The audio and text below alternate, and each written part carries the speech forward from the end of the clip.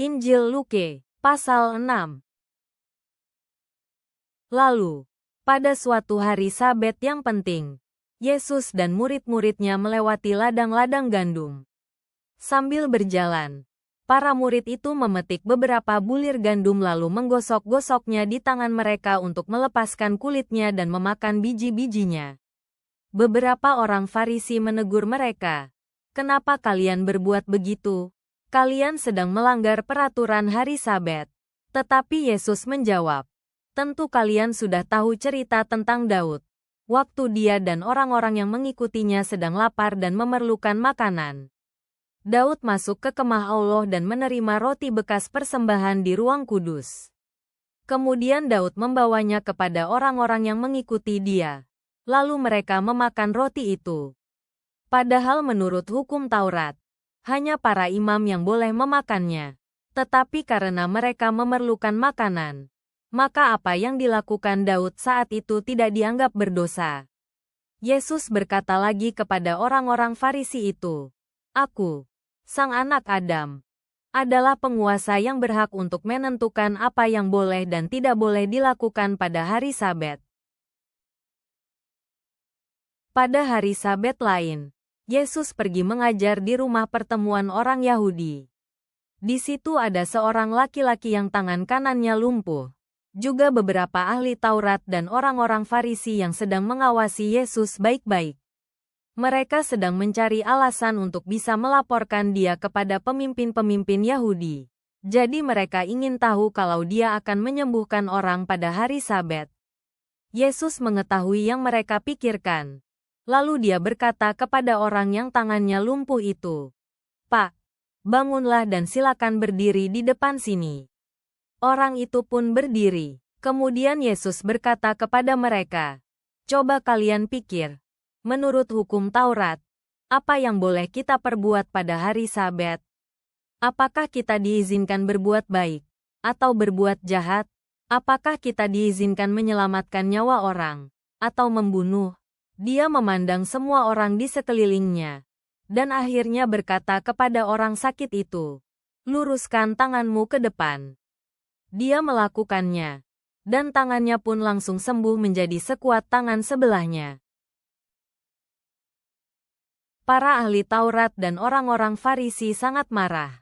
Kemudian mereka berunding, "Apa yang harus kita lakukan kepada Yesus?" Suatu hari, Yesus pergi ke sebuah bukit untuk berdoa. Sepanjang malam dia berdoa di sana. Besok paginya, dia memanggil orang-orang yang biasa mengikutinya, lalu memilih 12 dari antara mereka untuk menjadi muridnya. Dia juga mengangkat mereka sebagai rasulnya. Inilah nama-nama mereka.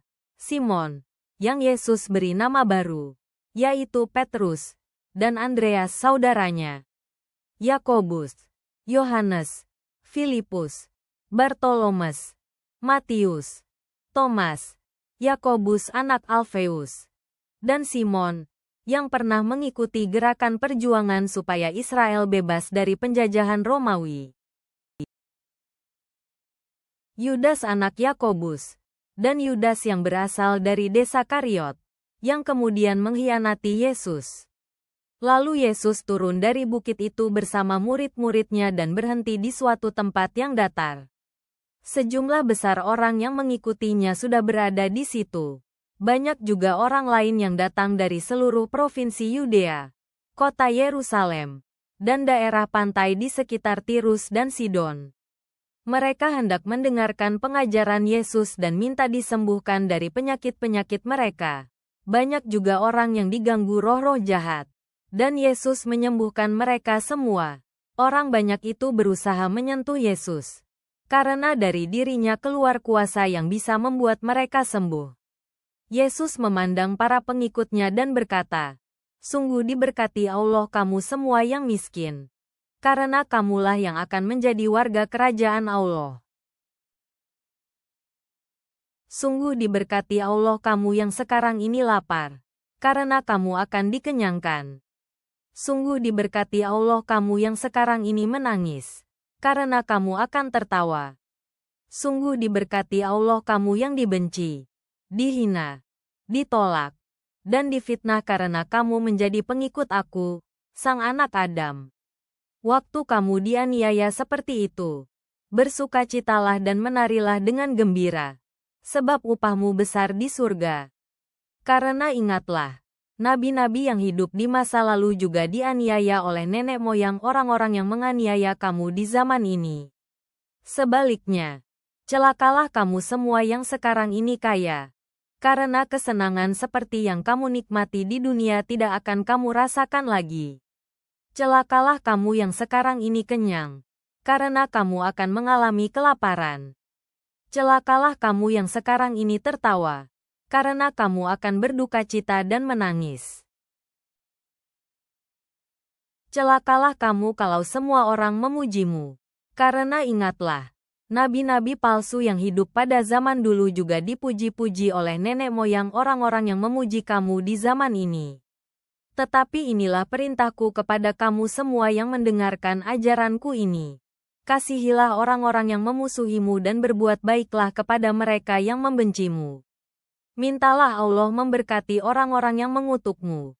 Dan berdoalah bagi mereka yang berbuat jahat terhadap kamu. Misalnya kalau ada orang yang menamparkan pipi kirimu, berikanlah juga pipi kananmu. Dan kalau ada yang merampas jubahmu, biarkanlah dia juga mengambil bajumu. Kalau ada orang yang meminta sesuatu kepadamu, berikanlah itu kepadanya.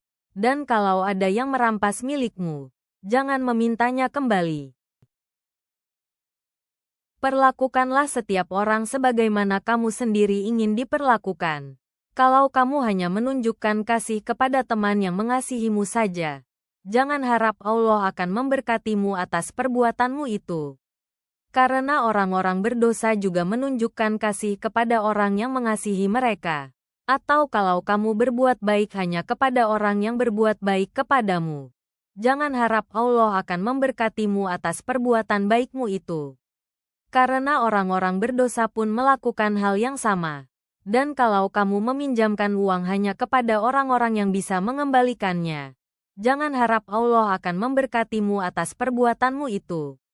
Karena orang-orang berdosa pun memberi pinjaman kepada sesama orang berdosa, yaitu mereka yang akan sanggup mengembalikan pinjaman itu dalam jumlah yang sama. Sebaliknya hendaklah kamu mengasihi orang-orang yang memusuhimu, berbuat baik kepada mereka, dan meminjamkan uang tanpa berharap akan dikembalikan. Dengan demikian Allah akan memberi upah yang besar kepadamu. Lagi pula perbuatan seperti itu akan membuktikan bahwa kamu layak menyebut Allah yang Maha Tinggi sebagai Bapamu. Karena Dia juga berbaik hati kepada orang-orang yang jahat dan yang tidak tahu berterima kasih. Hendaklah kalian berbelas kasihan, sama seperti Bapa kita di surga berbelas kasihan. Janganlah menjadikan dirimu hakim atas kesalahan orang lain, supaya kamu juga tidak akan dihakimi dengan cara yang sama. Maafkanlah orang lain, maka Allah akan mengampunimu. Berilah pertolongan kepada orang lain, maka Allah pun akan menolong kamu. Bahkan Allah akan menambahkan lebih daripada yang kamu perlukan saat Dia membalas kebaikanmu itu. Ketika Dia memberkatimu, Dia akan memakai ukuran yang lebih besar dan membuat takaran itu penuh dan padat sekali, sampai ada yang tumpah di sekitarnya. Karena ukuran yang kamu pakai untuk memberi kepada orang lain akan dipakai Allah waktu Dia membalas kebaikanmu itu. Yesus mengatakan kepada mereka kiasan ini, kalau orang buta menuntun sesama orang buta, pasti keduanya akan jatuh ke dalam lubang. Seorang murid tidak bisa melebihi gurunya, tetapi murid yang menyelesaikan seluruh didikan akan menjadi seperti gurunya. Jangan menyalahkan orang lain karena kesalahan kecil. Kalau kamu melakukan itu, kamu seolah melihat kuman di seberang lautan, tetapi gajah di pelupuk matamu tidak kamu lihat. Dengan sombong kamu ingin memperbaiki kesalahan kecil orang lain tanpa menyadari kesalahanmu sendiri yang lebih besar. Hai orang munafik! Bereskanlah dahulu kesalahanmu sendiri. Sesudah itu barulah kamu bisa melihat dengan jelas dan memperbaiki kesalahan saudaramu. Pohon yang subur tidak mungkin menghasilkan buah yang buruk. Begitu juga pohon yang tidak subur tidak mungkin menghasilkan buah yang baik. Karena setiap pohon dikenal dari buahnya. Semak berduri tidak mungkin menghasilkan buah ara. Dan tumbuhan berduri lainnya tidak mungkin menghasilkan buah anggur. Manusia juga seperti pohon. Orang baik selalu menghasilkan perbuatan yang baik. Karena seluruh perbuatannya itu berasal dari isi hatinya yang baik. Tetapi orang jahat selalu menghasilkan perbuatan yang jahat. Karena isi hatinya pun jahat. Jadi apa saja yang kita ucapkan dan lakukan pasti menunjukkan isi hati kita. Buat apa kalian memanggil aku Tuhan, penguasaku, padahal kalian tidak melakukan apa yang aku perintahkan? Semua orang yang datang kepadaku, mendengarkan ajaranku, dan melakukannya, mereka bisa digambarkan seperti seseorang yang membangun rumah dengan bijak. Pertama, dia menggali lubang yang dalam di tanah, sampai menemukan batu yang sangat besar untuk menjadi fondasinya. Ketika banjir dan air sungai meluap lalu menghantamnya, rumah itu tidak akan goncang karena dibangun di atas fondasi batu yang utuh. Sedangkan orang yang mendengarkan ajaranku tetapi tidak melakukannya, dia sama seperti orang yang membangun rumah tanpa fondasi dan langsung mendirikannya di atas tanah begitu saja. Ketika banjir dan air sungai meluap lalu menghantamnya, rumah itu pun roboh dan rusak berat. Tuhan, yang mengajarkan kasih kepada musuh dan belas kasihan seperti Bapa, tantanglah kami di tengah masyarakat yang terpolarisasi untuk memberkati mereka yang menganiaya kami. Bangunlah hidup kami di atas dasar batu yang kokoh di tengah badai kehidupan seperti ketidakstabilan finansial. Jangan biarkan kami menghakimi, melainkan memberi dengan murah hati. Bantulah kami menghasilkan buah yang baik setiap hari. Pimpinlah kami dalam kebenaran-Mu. Amin.